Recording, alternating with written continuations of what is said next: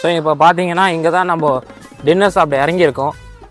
Bus இங்கே தான் நிறுத்தியிருக்காங்க. So சாப்பிட்டு இந்த வீலாக் கண்டினியூ பண்ணுறேன். ஸ்டேஷ்வன் பன்னீர் நூடுல்ஸு, அதுக்கப்புறம் ஒரு மஷ்ரூம் மசால் தோசை. இதுதான் எங்களோட நைட் டின்னர். பன்னீர் ஷெஷ்வான் நூடுல்ஸ். ரைட்ரா, நம்மளோட தோசை என்ன ஆச்சுன்னு பார்ப்போம். ஓகே, நம்ம தோசை ரெடி ஆகிடுச்சு. நம்ம வரதுக்குள்ளேயே உட்காந்து தின்னுக்கிறான். மஷ்ரூம் மசால் தோசை எப்படி இருக்குன்னு தெரியல. ஓகே, நல்லா இருக்கு. இதுதான் நம்மளோட டின்னர். இது சாப்பிட்டு திருப்பி பஸ் ஏறினா திருப்பி இப்போ டைம் பார்த்தீங்கன்னா 8 o'clock. இதை முடிச்சோம்னா நெக்ஸ்ட்டு டேரெக்டாக 11 o'clock தான் நெக்ஸ்ட் ஸ்டாப்பு. ஸோ இப்போயே நிறைய எவ்வளோ முடியுமோ அவ்வளோ சாப்பிட்டுக்கலாம். கரெக்டாக எனக்கு ரெஸ்ட் ரூம் வர மாதிரியே இருந்துச்சு. சரி என்ன பண்ணலாம் யோசிச்சுட்டே இருந்தேன். கரெக்டாக சாப்பிட போட்டான். இந்த மாதிரி பஸ்ஸில் வர்ற ஒரு டிஸ்அட்வான்டேஜே அதுதான். நமக்கு தேவையான டைமில் ரெஸ்ட் ரூம் போக முடியாது. ட்ரெயினில் போயிருந்தேன்னா அங்கேயே அதிலே இருந்திருக்கும். அது மட்டும்தான் என்னோடய பிரச்சனை. மற்றபடி எல்லாம் ஓகே தான். 2வது டைமாக டீ குடிக்கிறப்போ பஸ் எடுக்கிறான். அவசர அவசரமாக டீ குடிச்சிட்டு இருக்கோம். மிடில் ஆஃப் த நைட் பஸ்ஸையே சேஞ்ச் பண்ணுறோம்.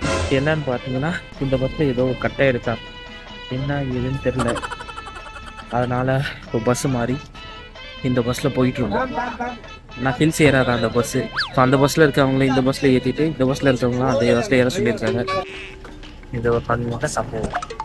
காலையிலேருந்து இந்த பஸ்ஸில் நிறைய சம்பவம் நான் ஆகிட்டே தான் இருந்தேன். இந்த புது பஸ்ஸில் அப்படின்னு அதே ஃபீல் அதே எல்லாமே இப்போவும் கோவா. டைம் என்னன்னு பார்த்தீங்கன்னா என்னடா கேமரா இது S23 அல்ட்ரா நைட் ஷாட் சூப்பராக இருக்குன்னு சொன்னாங்க. இங்கே பார் இந்த VKV ட்ராவல்ஸ் இதில் தெரியல.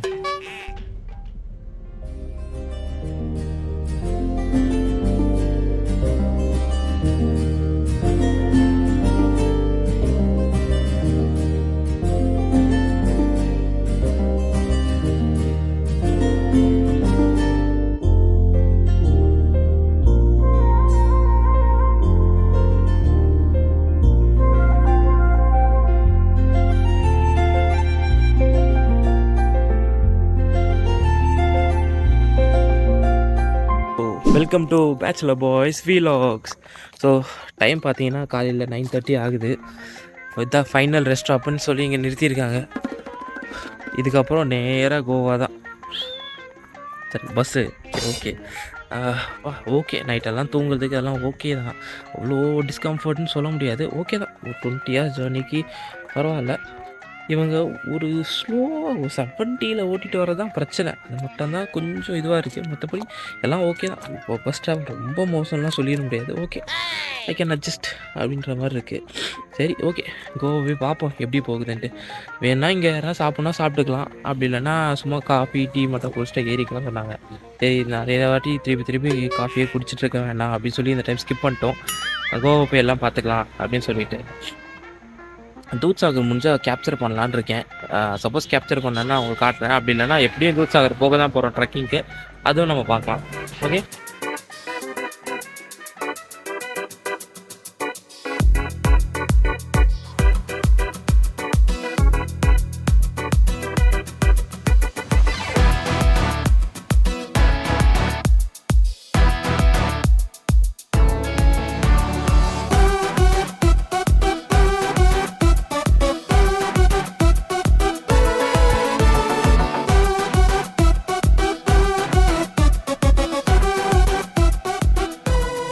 டுவர்ட்ஸ் கோவா போயிட்டுருக்கோம்.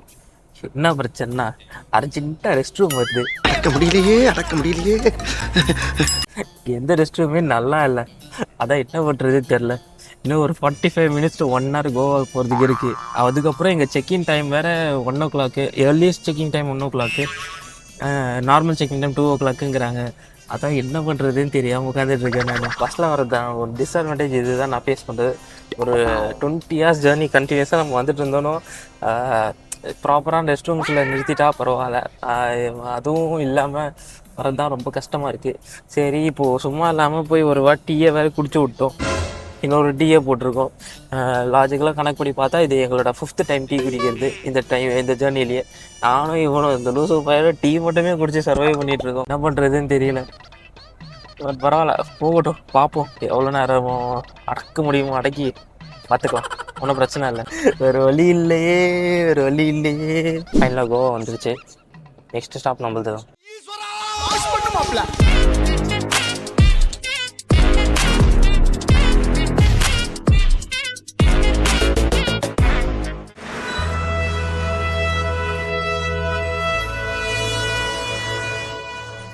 ரீச் ஆகிடுச்சு. டைம் கரெக்டாக பார்த்தீங்கன்னா 12:35 கரெக்டான டைமில் தான் ரீச் ஆகிருக்கோம். ஓகே, கோவாவில் இறங்கிட்டோம். இப்போ நெக்ஸ்ட்டு கேலிக்கட் தானே, பலாங்குட்டை போக போகிறோம். பலாங்குட்டை, ஏன்னா அங்கே தான் ரூம் புக் பண்ணியிருக்கோம். இப்போ இங்கே ஒரு பஸ் ஸ்டாண்ட் இருக்குது சொல்லியிருக்காங்க. சரி, அந்த பஸ் ஸ்டாண்ட் நோக்கி தான் போயிட்டுருக்கோம். அப்போ பஸ்ஸு கிடைக்குதா இல்லை கேபில் போகிறோமான்னு சொல்லிட்டு போய் முதல்ல சாப்பிட்ணும், பசிக்குது, ரெஸ்ட் ரூம் போகணும். முடியலையா, முட்டிக்கிட்டு நிக்குதே. இங்கே பஸ்ஸுலலாம் ஹிந்தியில் எழுதியிருக்கான், அதான் கொஞ்சம் பிரச்சனை. இல்லை பரவாயில்ல, இங்கிலீஷில் எழுதியிருக்கான், படிச்சுட்டு போயிடலாம், பிரச்சனை இல்லை. சரி பார்ப்போம், போயிட்டு போக போகவே உங்களுக்கு சொல்கிறேன் என்னென்ன பண்ண போகிறோன்ட்டு. கொஞ்சம் எல்லாம் கொஞ்சம் ஓல்டாக இருக்குது பஸ்ஸுங்கெல்லாம். இங்கே 2-3 ஏசி பஸ்ஸும் இருக்குது. Okay, nice. இந்த பஸ்ஸுங்கெல்லாம் பார்க்கும்போது தான் நம்ம ஸ்டேட் டு ஸ்டேட் வந்திருக்கோன்னு தோணுது. டிஃப்ரெண்ட்டாக இருக்குது, நம்மளது மாதிரிலாம் இல்லை. உங்களுக்கு காட்டுறேன், இதை பார்த்தீங்கன்னாவே தெரியும். பஸ்ஸெல்லாம் நம்ம தமிழ்நாடு பஸ் மாதிரியே இல்லை, கொஞ்சம் டிஃப்ரெண்ட்டாக இருக்குது. ரைட்டு, இதில் நம்ம கலாங்குட்டை பஸ்ஸை கண்டுபிடிச்சி அதில் போக போகிறோம். சரி பார்ப்போம் எங்கே இருக்குது அது பஸ்ஸு. ஓகே, இந்த பஸ் தானே. கல்லாங்குட்டையில் இறங்கிட்டேன். ஓகேவா, இப்போ டைம் வந்து எக்ஸாக்டாக 1:30. என்னன்னா நேற்று 12:30க்கு நம்ம ஏறணும்.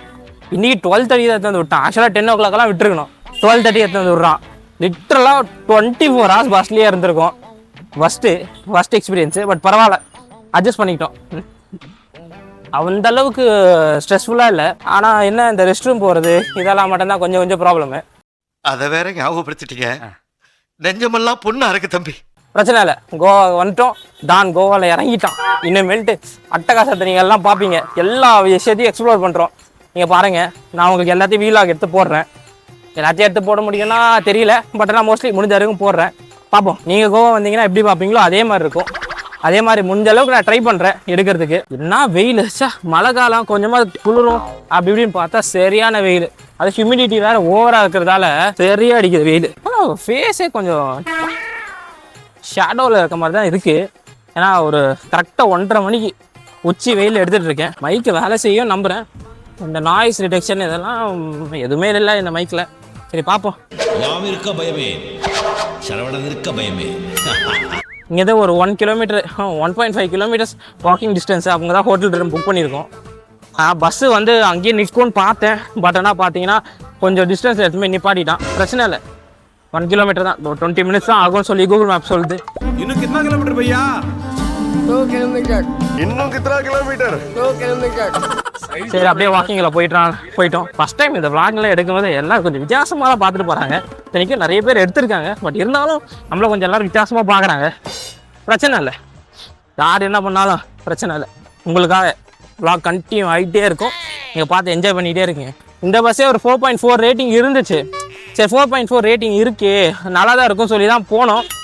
ஃபஸ்ட் எக்ஸ்பீரியன்ஸ் பண்ணி விட்டான். அதனால தான் சொல்கிறேன், முடிஞ்சால் பெங்களூர்லேருந்து பஸ் எடுக்க ட்ரை பண்ணுங்கள். அப்படி இல்லைன்னா டேரெக்டாக ட்ரெயினில் வந்துடுங்க. ட்ரெயினில் வரது பெஸ்ட் ஆப்ஷன். எனக்கு என்ன கேட்டிங்கன்னா பட்ஜெட் சொல்கிறேன்னு சொல்லியிருந்தேன்ல, இப்போது அங்கேருந்து வரதுக்கு இப்போது லீவ் டேஸ்லாம் எடுத்திங்கன்னா 4,000 rupees இதே பஸ்ஸு கேட்டிருந்தான். அதனால் ஃபஸ்ட்டு புக் பண்ணியிருந்தானா 4,000 rupees. ஏன்னா அந்த 5 days லீவ் வரதால் தலைவன் ஒரு டபுள் மடங்கு ஏற்றிட்டான். ஸோ செகண்ட் புக் பண்ணியிருந்தோம். செகண்ட் வந்து 2,300 rupees தான், 2,300 ரூபா. ஆமாம், கொஞ்சம் ஓவர் தான். ஏன்னா இந்த பஸ்ஸு அவ்வளோ குவாலிட்டியாகவே இல்லை, அதான் இதோட ரேட்டு. இப்போதைக்கு 2,300 rupees வரதுக்கு, 2,300 rupees போகிறதுக்கு. ஸோ 4,600 rupees ட்ராவலுக்கு மட்டுமே நம்ம ஸ்பெண்ட் பண்ணியிருக்கோம். இந்த ரெசார்ட்டோட ஒரு night stay, per night stay வந்து 1,500 rupees ப்ளஸ் டேக்ஸ் எல்லாம் போய் 1,600 rupees வருது. இது ஆக்சுவலாக ஆஃபரில் தான் புக் பண்ணியிருந்தோம். பார்ப்போம் இந்த ரெசார்ட் எப்படி இருக்குன்னு பார்த்துட்டு நான் சொல்கிறேன். நல்லா இருந்துச்சுன்னா இதை நான் ரெக்கமெண்ட் பண்ணுறேன். நல்லா இல்லைன்னா வேறு ஏதாவது ஸ்டேக்கு நம்ம சூஸ் பண்ணிக்கலாம். மோஸ்ட்லி சிங்கிளாக வந்தீங்கன்னா ஹாஸ்டல் மாதிரி எடுத்துக்கோங்க, சீப்பாகவும் முடிஞ்சிடும். நாங்கள் ஏன் வந்தோம்னா சரி நம்ம வந்துட்டோம், விளாக் பண்ணுறோம், எல்லாேருக்கும் ப்ராப்பராக எதாவது காட்டிடலாம். ஏதாவது ரெசார்ட் ப்ராப்பராக இருக்கா, எந்த ரெசார்ட்டில் ஸ்டே பண்ணலாம், சேஃப்டி ஃபஸ்ட்டு, நெக்ஸ்ட்டு வந்து குவாலிட்டி எப்படி இருக்குது, நம்மளோட சர்வீஸ் எல்லாம் எப்படி இருக்குது. ரெசார்ட் நல்லா இருந்துச்சுன்னா நான் சொல்கிறேன், நீங்கள் அதையே புக் பண்ணிக்கோங்க. நல்லா இல்லைன்னா வேறு எதாவது நம்ம பார்த்துலாம். அதுவுமே நான் ரெக்கமெண்டேஷனில் சொல்கிறேன், எதாவது நல்ல ரெசார்ட்டு. ஹலோ மக்களே, ஸோ ரூமுக்கு வந்தாச்சு. ரூம் ஓரளவுக்கு ஓகே, நல்லா தான் இருக்குது. 1,700 நல்லா தான் இருக்குது. Highly recommended. வாங்க நம்ம ரூம் டூர் பார்ப்போம். இதுதான் நம்ம ரூம். பேக்கில் இருக்கேன் வச்சிட்டோம். இங்கே டிவி, உங்கள் உள்ளுக்குள்ள ஃப்ரிட்ஜு, இங்கே ஃப்ரிட்ஜெல்லாம் கொடுத்துருக்கான். இல்லை என்ன இருக்குன்னு தெரில, எதுவும் இல்லை, வேஸ்ட்டு. அதுக்கப்புறம் பார்த்தீங்கன்னா பெட்ரூம் வித் ஏசி இருக்குது, ஓகே நல்லா தான் இருக்குது. அதுக்கப்புறம் காட்டு view, okay no issues. Okay இதான் rest room. Okay rest room பரவாயில்ல, சொல்கிற அளவுக்கு இல்லை.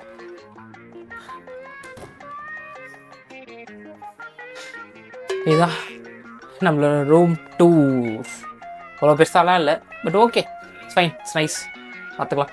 சரி போக போக விளாக் கண்டினியூ பண்ணுறேன். ஓகே மக்களே, ஸோ போய் ஃப்ரெஷ்ஷன் அப் பண்ணி எல்லாம் க்ளீனப் எல்லாம் பண்ணி சாப்பிட்டு கிளம்பியாச்சு. பட் பார்த்தீங்கன்னா ஒரு சம்பவம் ஆயிடுச்சு. அது நான் நேற்றே சொல்லிகிட்டு இருப்பேன், கோல்டு வர மாதிரி இருக்குதுன்னு சொல்லிட்டு. நான் பயங்கரமாக கோல்டு பிடிச்சிச்சு, பார்த்தீங்கன்னாவே தெரியும். சரி பிரச்சனை இல்லை, விடுங்க. போய் ஒரு பேராசிட்டமால் டேப்லெட் எதாவது போட்டால் சரியாக போயிடும். போய் இப்போது ஃபஸ்ட்டு பைக் ரெண்டல் எடுத்துகிட்டு அதுக்கப்புறம் எதாவது போய் பீச் சுற்றலான் இருக்கோம். எந்த பைக் ரெண்டல் சூஸ் பண்ணுறது தெரில. எங்கள் ஹோட்டலுக்கு ஆப்போசிட்லேயே ஒன்று இருந்துச்சு சொன்னாங்க, அதுதான் ட்ரை பண்ணிகிட்ருக்கோம். அதை வேணால் எடுத்துகிட்டு அதுக்கப்புறம் 2-3 பீச்சுக்கு போயிட்டு போய் ஃபன் பண்ணலான் இருக்கோம். பிகினிங்கே நல்லா அமர்க்கலமாக ஆரம்பிக்கிறோம். स्टार्टिंग ब्लॉग बना दो ब्लॉग। हाँ ब्लॉग स्टार्टिंग है।